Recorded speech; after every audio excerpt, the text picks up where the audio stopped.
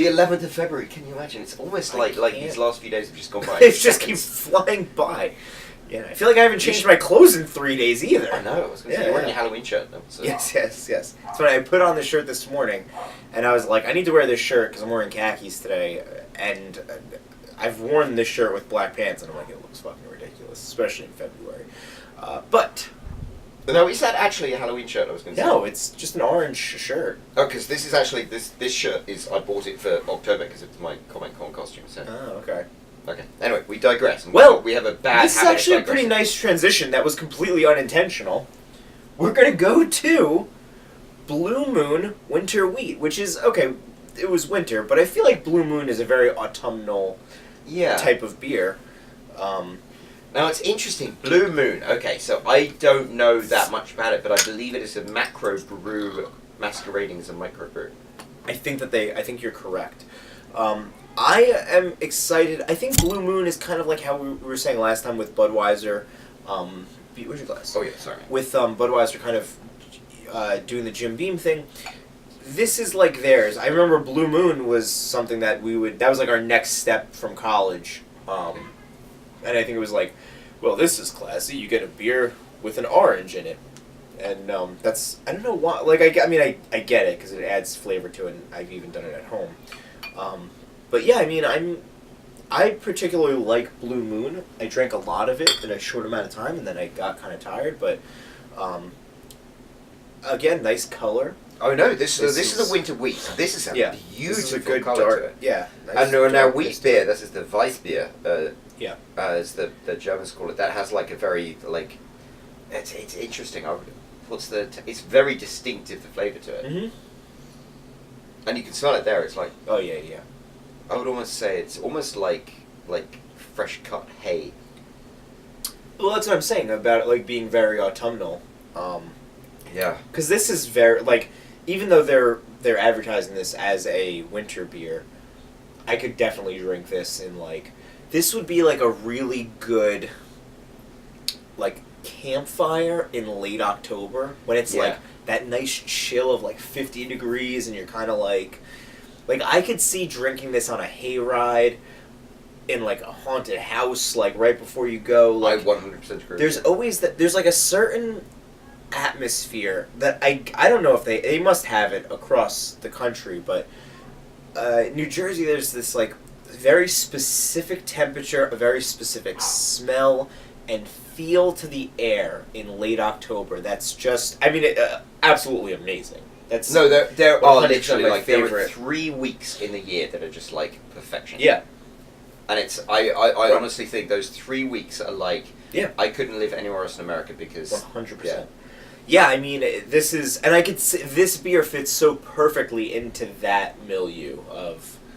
Now, my preconception was Blue Moon, it's like, oh, it's a microbrew.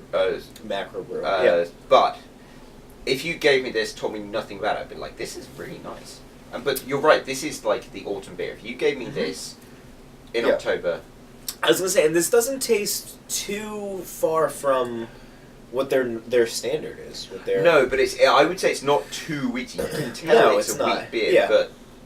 No, this is quite... This is good, especially in comparison to the past 2 days that we did. I definitely like this one. This is one that I would recommend to people, especially if you like this style of beer. I could see wheat beer maybe making like a surgence. I don't know if it would be. It never was really big, but I could see people getting behind wheat beer, like the same way that like IPAs had a tide, and now it's kind of like the porter stouts are like having a tide. I could see wheat beer being the next like, maybe not like a tidal wave, but just a little bump. I could see like a no, I think I agree with you, and I think because I think it lends itself to flavor. I think people are. I remember years ago I read Forrest Griffin wrote a book. It was like a pseudo-autobiography / like, people write these like stupid like how to be a man books. And there was like moronic. It's like how to start a fire, how to jump a car. And it's like, okay.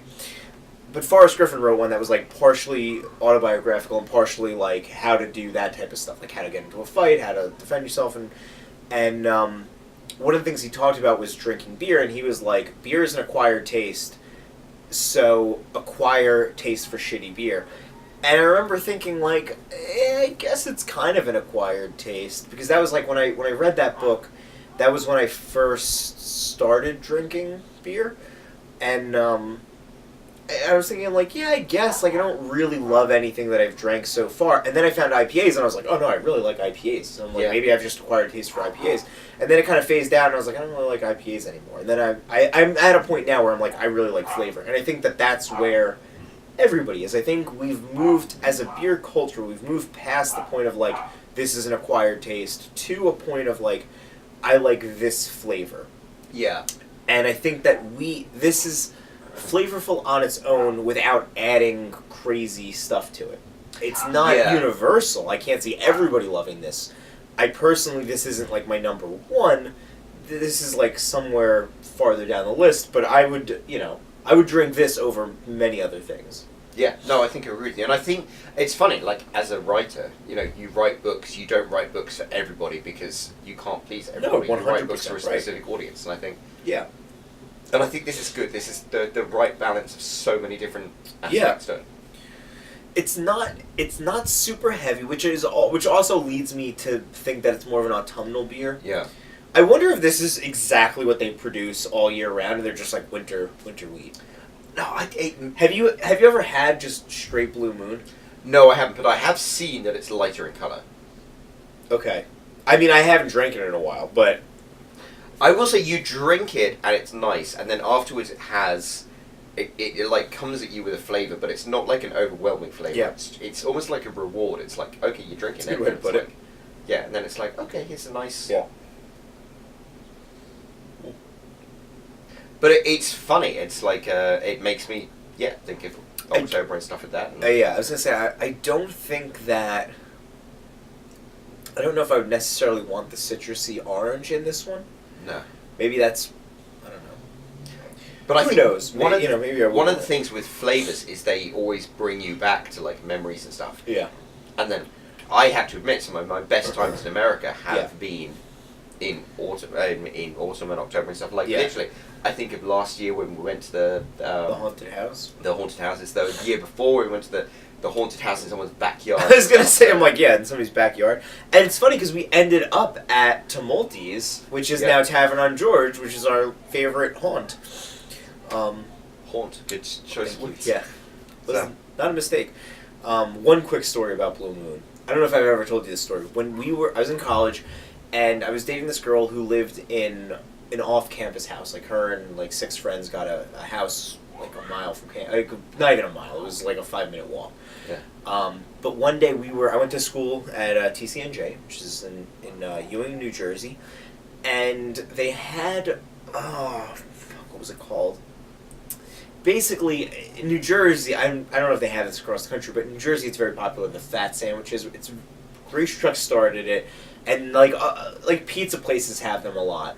But basically, TCNJ had like their version of the fat sandwiches. I forgot what it's called, but the delivery guy brought it to us, and he was like, "Oh, you guys are drinking Blue Moon?" And we're like, "Yeah." He's like, "I love Blue Moon." We're like, "Oh, do you want one?" Keep in mind, the guy who's delivering our food, so he's driving for a living. We're like, "Do you want one?" He's like, "Yeah." Shotguns a Blue Moon. Like, literally just, like, downs it, finishes it, 12 ounces, like, in one gulp, and then just continues. And that was, I don't know. It's a crazy story. In his defense, in England, you give Father Christmas, like, sherry, not milk. So he's, like, going to 60 million houses, man. That's fair. That's why he switches to milk when he gets to America. Because he's loaded. Well, yeah. Well, that always goes down well. Gallons of milk go great after you're plastered. Yeah. That's why everywhere else in the Dateline is like not Christian, because there's this fat guy who comes and vomits down their chimney.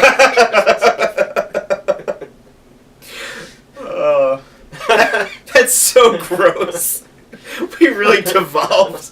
We went from Halloween to vomiting Santa. Well, on that note, America, happy Feb-Brew-Ary. On that note, America. On that note, America, Feb-Brew-Ary, what are we up to, 11? See you tomorrow for the 12th. Almost halfway done with the month, and that's kind of scary. Yeah.